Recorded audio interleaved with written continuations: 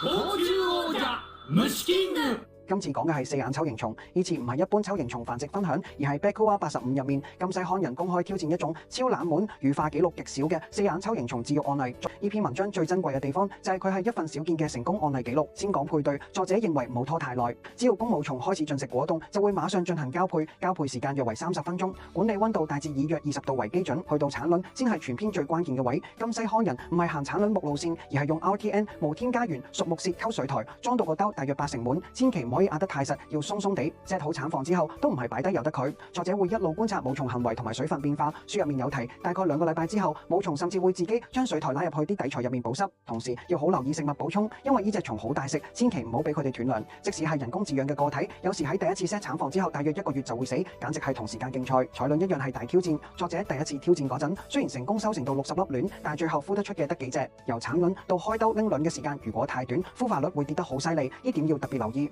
收翻嚟嘅卵會放喺裝住原本產卵木屑嘅布丁杯入面保管，喺18度嘅環境下管理，由採卵到孵化大約需要2個月時間。幼蟲期方面，作者會先用800cc 嘅透明樽加無添加原熟木屑去養，再睇情況適度加水，目的係維持乾濕平衡。幼蟲對環境變化好敏感，作者覺得一次過換晒啲木屑唔係幾好，所以基本上都係採用放置自育，即係由得佢唔多搞佢。呢種甲蟲好似會自己喺坑度嚟生活，好少會行埋個樽邊度，連個蛹室都冇辦法喺樽邊睇得清楚。去到前蛹同蛹期就更加考驗耐性啦。文入面提到蛹期大概28度，管理接近2個月。呢段時間如果濕度太高，或者有蟎蟲同雜菌搞破壞，就好容易全盤皆輸。喺18度管理之下，由孵化計起，去到羽化大概要2年時間。羽化之後仲要等大約2個月，等隻成蟲完全成熟，先會開始活動同食嘢。一見到佢哋開始食果凍，就可以挑戰繁殖啦。呢篇真係屬於含金量極高嘅成功案例。好，下次再同大家分享，拜拜。